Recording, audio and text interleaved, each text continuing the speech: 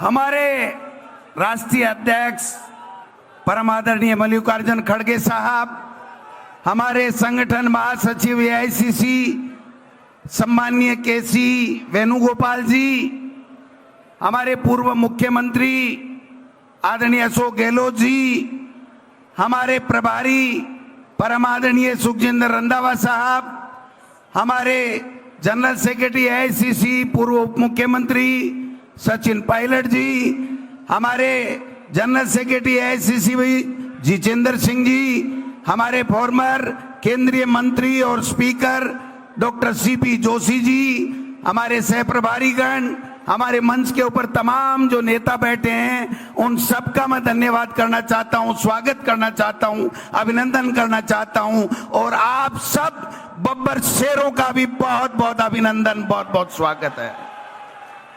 माननीय खड़गे साहब और केसी वेणुगोपाल जी, आपने राजस्थान में जिस तरीके से कांग्रेस को आगे बढ़ाने के लिए, इन बब्बर शेरों को तैयार करने के लिए हमको मौका दिया है, आज ये बब्बर शेर इस संविधान, इस लोकतंत्र और इस देश को बचाने के लिए अपनी जान की बाजी भी लगाने के लिए तैयार है। मैं निवेदन करना चाहता हूं इस मौके के ऊपर, आज पहलगांव में जिस प्रकार से जो कायराना हरकत की गई है आतंकियों के द्वारा पाकिस्तान के सह के ऊपर, वो बहुत ही कायरतापूर्ण घटना और उसकी जितनी निंदा की जाए कम है। और हमारे नेता राहुल गांधी जी और खड़गे साहब ने जब कह दिया कि पूरा हिंदुस्तान इस जवाबी कार्रवाई के लिए, आतंकवाद को समाप्त करने के लिए हम सब आपके साथ में हैं, तो हम सब कांग्रेस के बब्बर शेर इस कार्यवाही में सरकार के साथ में खड़े हैं। लेकिन हम पूछना चाहते हैं, मोदी जी केवल बातें ही होंगी या काम होगा? पहले पुलवामा में हुआ, आज पहलगांव में हुआ, ये हिंदुस्तान की जनता बर्दाश्त नहीं करेगी। ये चूक कहां हुई, ये पूछने का हर हिंदुस्तानी को अधिकार है। आप संविधान को तोड़ने की बातें करते हो, संविधान को बदलने की बातें करते हो, लेकिन आपने तो वादे बड़े बड़े किए थे मोदी जी। आपने कहा था बेरोजगारी खत्म करूंगा, 2 करोड़ लोगों को हर वर्ष नौकरी दूंगा, आपने कहा था महंगाई कम करूंगा, आपने कहा था किसान की आमदनी दुगुनी करूंगा, आपने कहा था सबको अच्छी शिक्षा मिले इसकी व्यवस्था करूंगा। लेकिन 11 साल बाद में ये हिंदुस्तान के लोग ये पूछना चाहते हैं आपके उन वादों को क्या हुआ? आपने जो वादे किए थे, एक के बदले 100 सिर लाने की बात हुई थी, उस एक के बदले 100 सिर कब आएंगे? ये देश का नौजवान और देश का आम नागरिक आपसे पूछना चाहता है। अरे जिस पार्टी का देश का प्रधानमंत्री बने, वो अपनी पार्टी की मीटिंग बुला करके अपना नाम नहीं निकलवा सकता। और अब तो हद होगी राजस्थान में खड़गे साहब कि यहां जब मुख्यमंत्री का चयन होना था, तो भारतीय जनता पार्टी के बहुमत होने के बावजूद यहां पर उनसे राय मशविरा नहीं लिया गया और केवल दिल्ली से एक पर्ची आई और उस पर्ची ने तो यहां बेड़ा गर्क कर दिया। माननीय खड़गे साहब, बेड़ा गर्क कर दिया।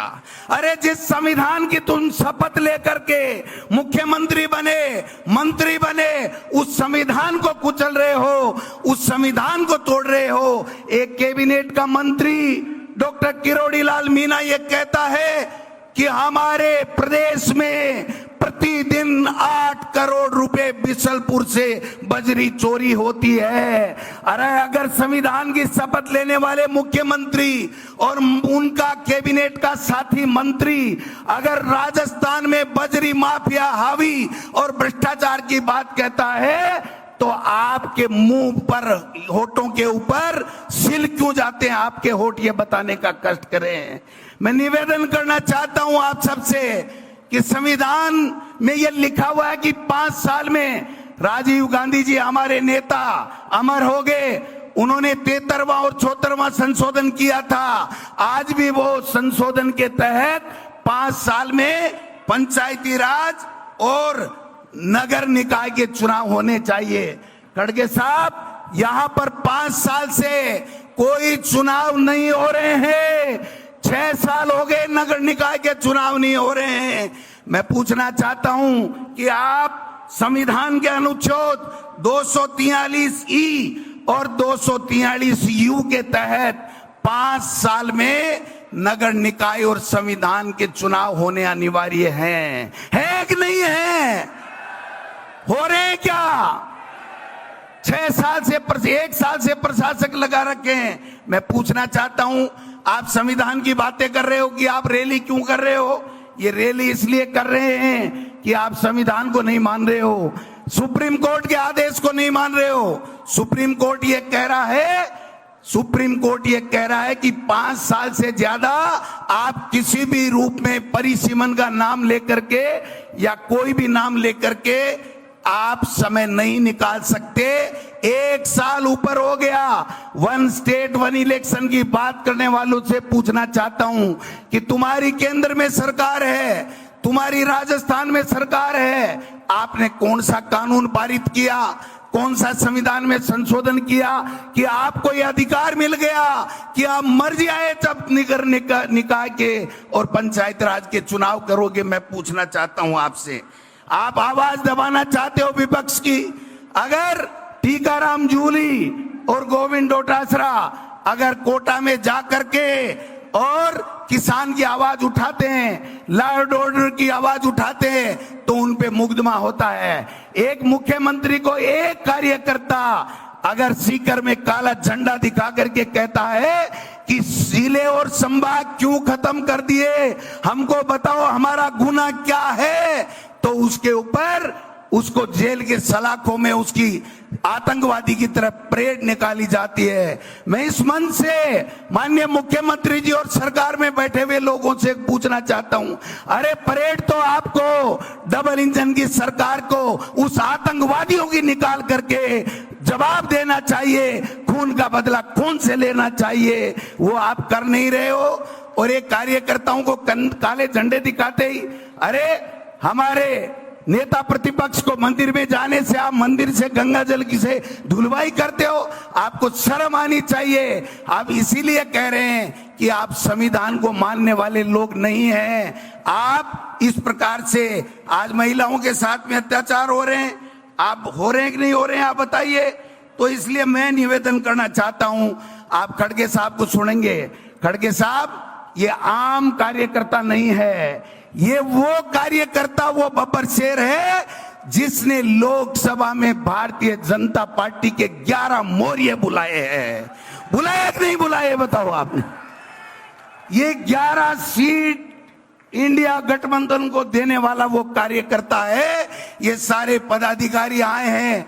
मैं आपसे निवेदन करना चाहता हूं, आप हमें काम दीजिए, गांव गांव जाएंगे, ढाणी ढाणी जाएंगे, ब्लॉक में जाएंगे और इस पर्ची को भी बदलेंगे और इस पर्ची के आका को भी बदल करके दिल्ली में हमारा झंडा फहराने का काम करेंगे। आप आए हो, आपका बहुत बहुत स्वागत, हम बड़ा स्वागत करते। लेकिन आपने निर्देश दिए थे कि निर्दोष 27-28 हमारे इंडियन शहीद हो गए हैं आतंकवादियों की गोली से, इसलिए हमारा स्वागत मत करना, केवल सूत की माला। लेकिन मैं कहना चाहता हूं ये हमारा उधार रहेगा। आप दोबारा केसी वेणुगोपाल जी से आग्रह है, खड़गे साहब और राहुल गांधी जी को लाइए, हम दिखा देंगे इस राजस्थान में कांग्रेस जिंदा ही नहीं है। कांग्रेस इनको पछाड़ने में, भाजपा को उखाड़ने में का दम रखती है। आप सब लोग आए हो, आपका बहुत बहुत धन्यवाद। यहां तो एक ही चर्चा हो रही है खड़गे साहब, यहां तो एक ही चर्चा हो रही है। मंत्री कह रहे हैं कि मंत्रिमंडल का विस्तार कब होगा, आईएएस कह रहे हैं कि हमारी लिस्टें कब आएंगी, और आम जनता कह रही है ये राजस्थान की पर्ची कब बदलेगी। ये बात यहां पर हो रही है। आप सबका स्वागत, आप सबका भी दिल की गहराइयों से प्रदेश अध्यक्ष होने के नाते आपका बहुत बहुत स्वागत, बहुत बहुत अभिनंदन, धन्यवाद। जय हिंद, जय भारत।